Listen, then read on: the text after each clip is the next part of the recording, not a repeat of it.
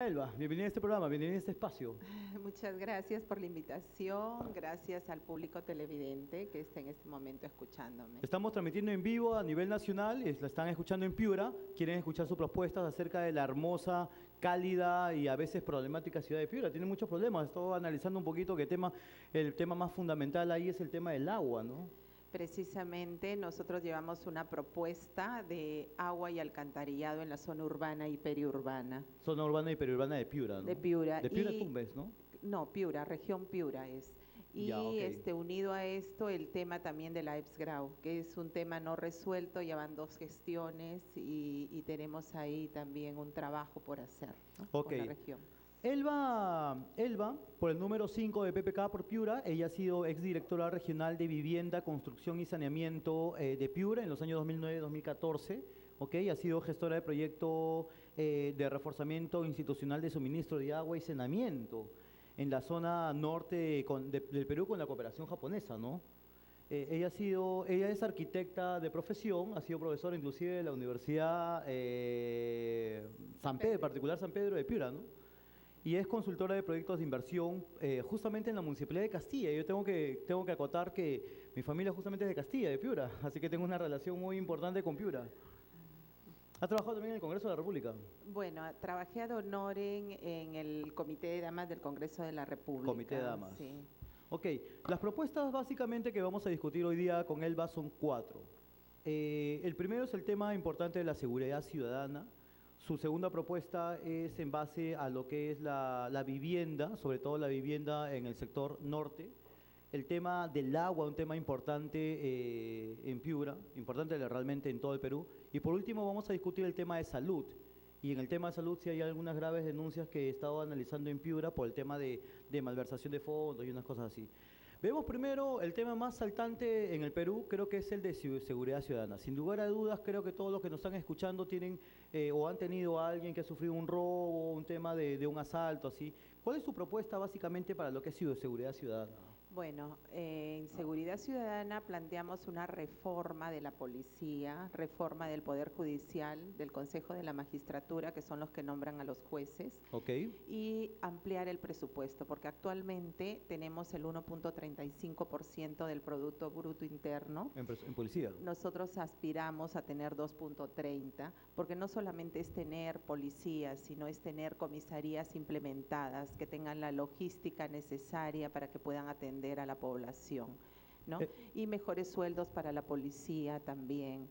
El tema de seguridad ciudadana también involucra a los barrios, barrios seguros. Necesitamos sensibilizar en ese tema.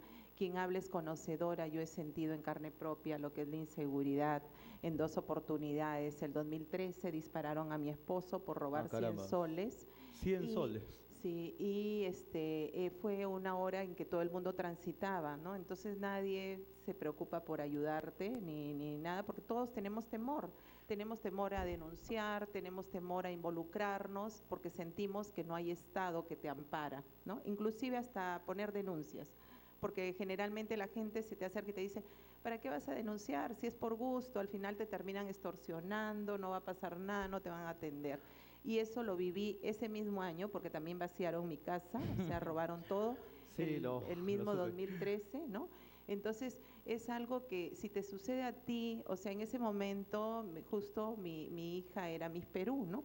Y robaron todo, todas las alhajas, claro, que tenía, entonces ella se iba a representar al Perú, inclusive el ministerio, o sea, el Ministerio del Interior prometieron darme toda ayuda, enviaron a un equipo que supuestamente iba a ver, o sea, quiénes eran los que robaban, porque generalmente en las comisarías, o sea, saben quiénes son, ¿no? Los que roban casa, los que asaltan, o sea, hay una relación.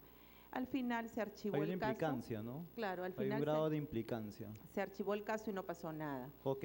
¿No? Entonces es algo que definitivamente te deja una mala experiencia, pero en mi caso me deja sí la sensación de que hay que luchar. Hay que luchar contra el mal que es la delincuencia, por ¿no? supuesto, mira, y tratar de que eso se termine, ¿no? En la medida de lo posible. Mira, yo tengo algunos datos estadísticos acerca del tema de la policía, ¿no? En el Perú. El 30.6% de los peruanos a nivel nacional en todo el Perú, entre las 3 regiones, la tercera parte de los peruanos ha sufrido un robo directo, un robo directo. De estos 30.6, según el barómetro de las Américas del año 2014, el Perú tiene el 78.2 del índice de corrupción, que es el primer nivel en Latinoamérica, ¿ok? Y de este índice, la entidad más corrupta es la policía.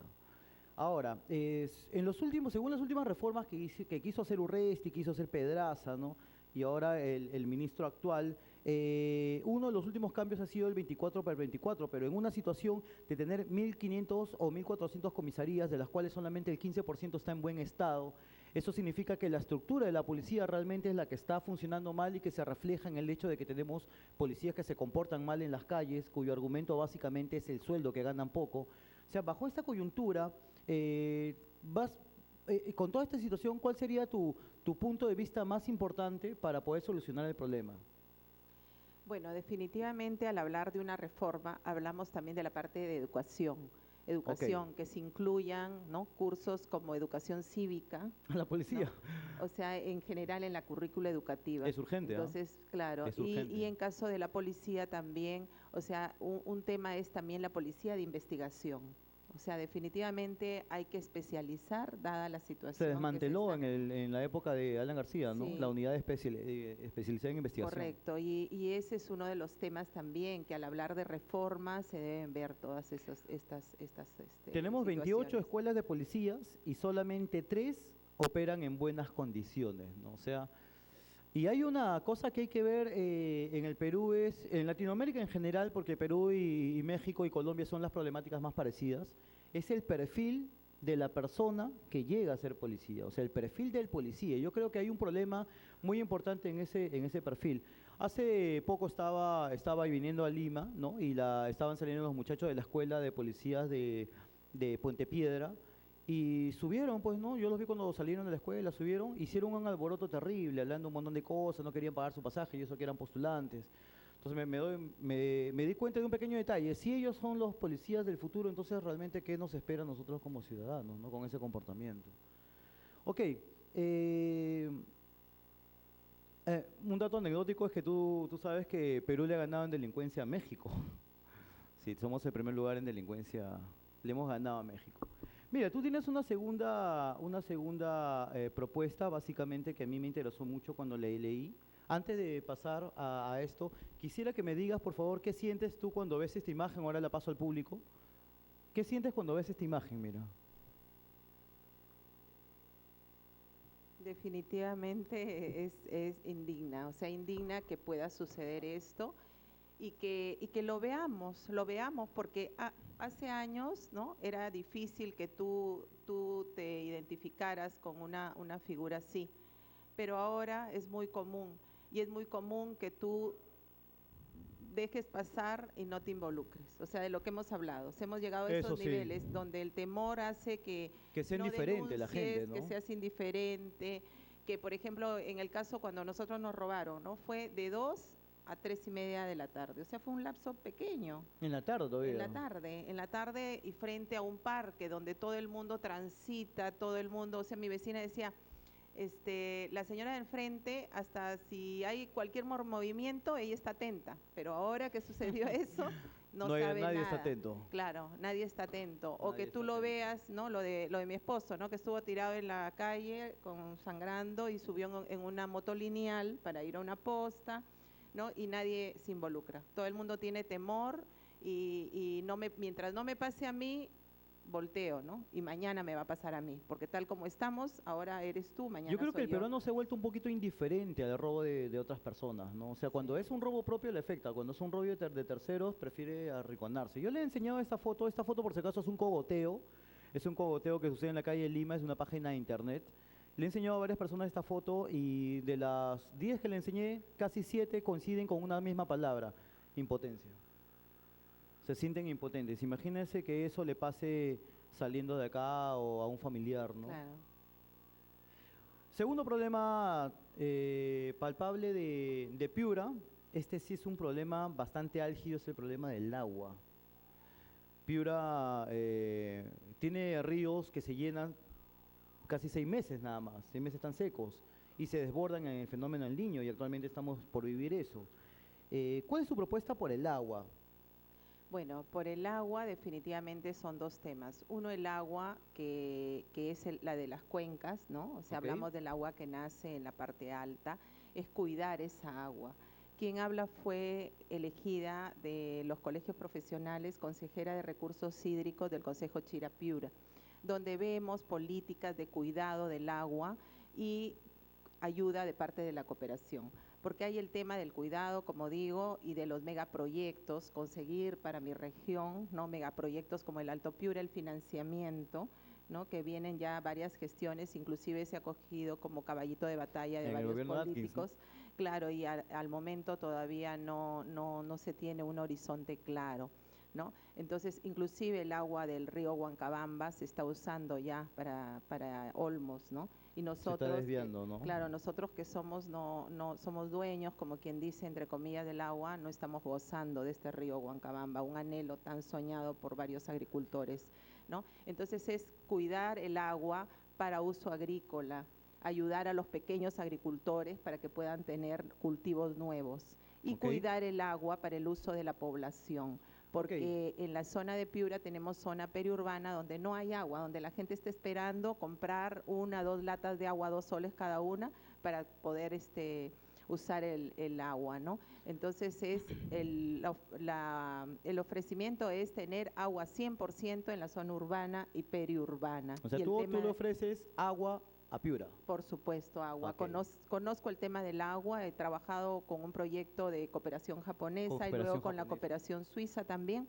Hemos apoyado en capacitaciones en toda la zona de Sierra, Huancabamba, Zapalache, Carmen de la Frontera, ¿no? Huarmaca, Yamango, y quien habla brindó capacitación justamente porque en la zona de Sierra pasa la zona rural, que es el ámbito de la dirección donde yo estuve, pasa lo mismo casi que en la parte urbana, o sea, a veces creemos que el agua es de Dios y que no debemos pagarla, ¿no? Es un tema de conciencia, de fortalecimiento, para que entendamos que cuando nos ponen un servicio de agua, el Estado está invirtiendo en darnos el agua, debemos cuidar esa agua y comprometernos en una cuota de pago, ¿no? Eso es lo que no Porque entiende la población. No quiere que le den un servicio básico, pero no lo quiere pagar, ¿no? claro, en este tema se debe trabajar, hacer mucha incidencia y también en la sostenibilidad de los servicios de saneamiento, porque un servicio es como en una casa, o sea, necesita un mantenimiento y es lo que ha pasado con la EPS-Grau, que se han Ok. dejado varios años de dar mantenimiento y ahora está en una situación Acabo de leer que realmente la tubería lamentable. de Tumbes, perdón, a Talara ha colapsado, ¿no? De hecho, el alcalde de Talara, Bolo Bancayán, él dice que, a él le ha hecho un informe que dice que se necesita 2.200 millones de soles para ampliar la red de agua y desagüe y solamente han conseguido 52, ¿no? Claro, el tema de agua, en el caso de Talara, casualmente ayer estuve en Talara, porque ayer el 16 ha sido aniversario de Talara, estuve Miren. ahí y justo en una entrevista yo hablé, cuando yo participé de la mesa de concertación de agua para Talara, ¿no? Nosotros teníamos una propuesta con el ingeniero Diez Meyer, que fue el ingeniero que me acompañó durante el tiempo que estuve en la dirección, ¿no? ¿Qué implicaría un centavo de petróleo de lo que produce Talara que el Estado invierta? Porque el Estado desde 1973 no cumple con invertir en el tema agua para Talara. Talara no tendría por qué tener solo 2 horas de agua diaria porque es una región próspera. Entonces yo asumo que no sería nada utilizar 2 centavos de petróleo y solucionar el tema del agua para Talara. O sea, cargarle una tasa al petróleo para que vaya destinada exclusivamente al tema del agua. Claro. Esa es una propuesta que nadie ha hecho, ¿no? Y Cargarle una tasa directa claro, al tema del es petróleo. lo que nosotros estamos convencidos que es factible eso. Igual en el Ok. tema de la EPS-Grau, en el tema del EPS-Grau no apostamos por la privatización, porque consideramos que el agua es un servicio que no debe afectar. No a la debería población. privatizarse. No debería privatizarse, Ok. pero sí ver la forma de una buena administración para que pueda salir adelante. Inversión del Estado, que es lo que pienso yo debería darse. Tengo otra estadística sobre los reservorios de agua, ¿no? Las represas de agua. Y sé que desde la época del fenómeno del Niño, el primero de los 80s, el último de los 90s, por ejemplo, Poechos está trabajando con el 56% de su capacidad de agua, por el 44% restante está sedimentado. Entonces, ¿qué han hecho los gobiernos regionales? ¿Qué ha hecho Piura antes para solucionar ese problema de la sedimentación? No solamente de Povechos, tenemos Gallito Ciego, tenemos Tinajones, Condorama, que sufren el tema de la sedimentación en sus bases que daña su estructura, ¿no? Claro, por eso hablamos de los megaproyectos, o sea, es necesario presupuesto en ese sentido y trabajar en los 3 niveles de gobierno: gobierno nacional, gobierno regional y gobierno local, en todo lo que es agua y saneamiento.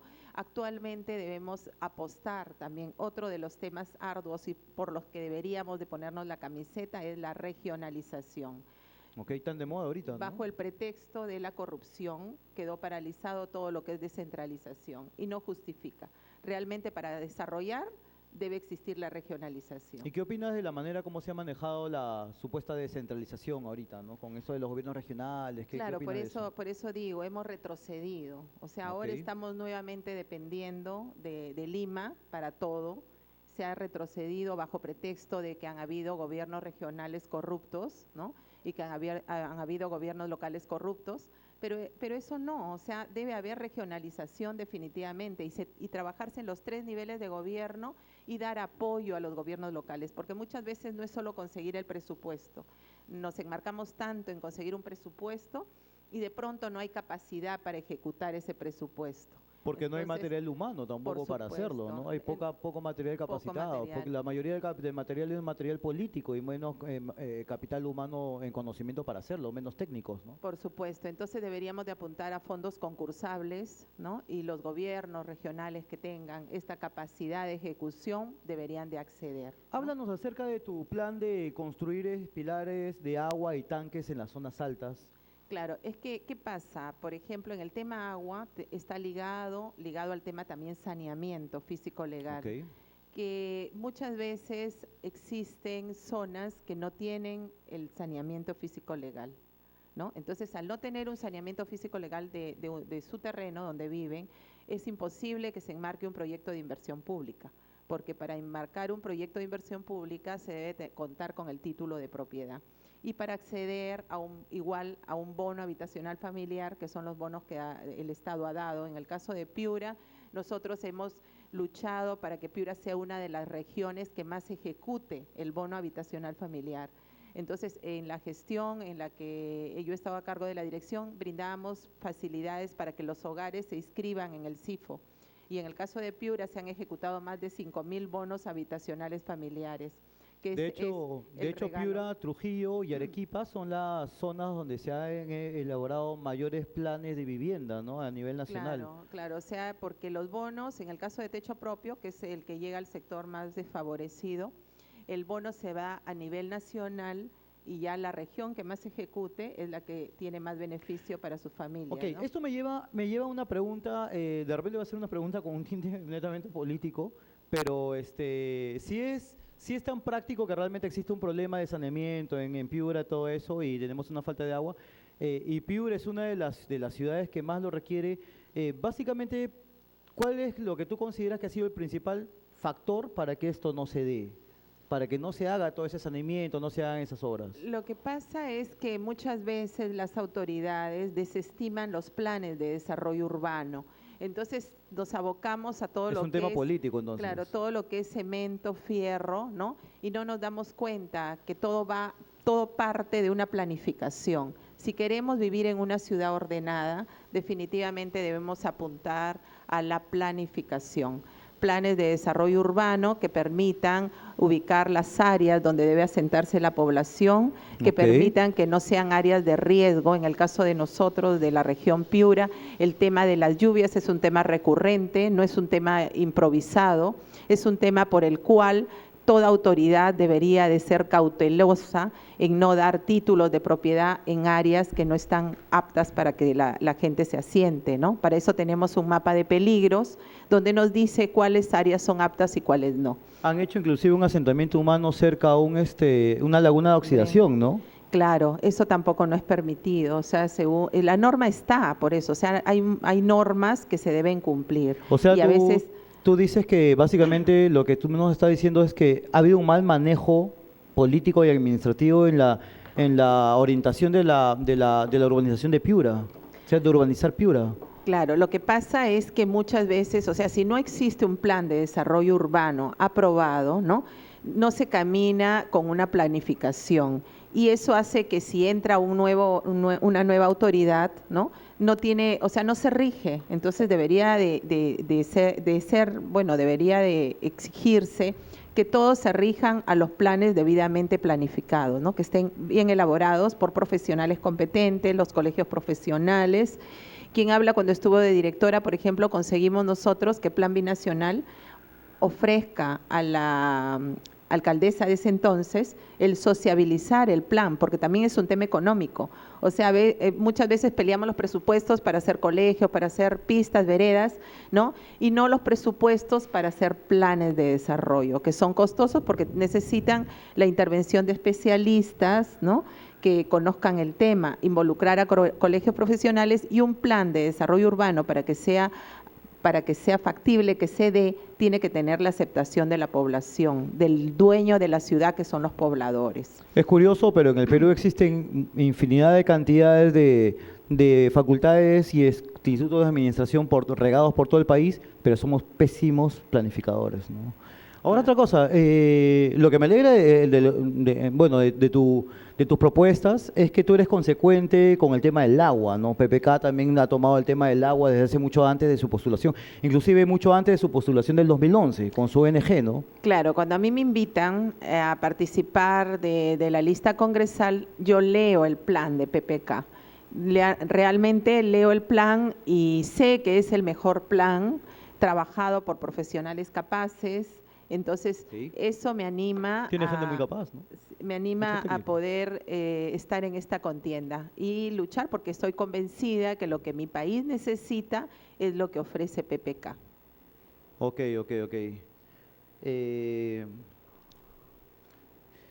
Hay dos propuestas básicamente sobre el agua, esto de esa manera de comentarios. Una era la desalinización del agua del mar, que escuché a GS Agua, creo que es una entidad en Piura que también hace un estudio de agua.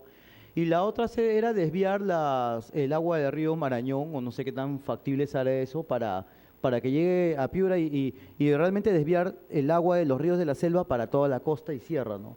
¿Eso es factible o es una cuestión política? ¿Es algo atractivo para la gente? ¿Es factible? ¿Se puede hacer eso? Bueno, en realidad son planteamientos, o sea, son opciones, pero en el caso de la desalinización sí es factible también utilizar el agua de mar, ¿no? Con los debidos procesos para que sea apta para el consumo. Chile lo hace. Chile tiene una minera en el norte de Chile que hace desalinización de agua de mar para tratar su mineral de cobre, ¿no? O sea, claro. Australia lo hace. Australia tiene como 3 o 4 plantas desalinizadoras. El tema es California, en Estados Unidos, ¿no? Claro, es el presupuesto, el tema es eso, o sea, el mantenimiento de la desalinización y que, como volvemos a hablar del tema de la sostenibilidad, okay, o sea, poder asegurar la sostenibilidad sí se puede entonces. Claro, Vamos a entrar a un breve corte y los esperamos en su programa Conversando.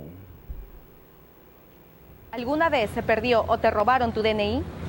Ten en cuenta esta información.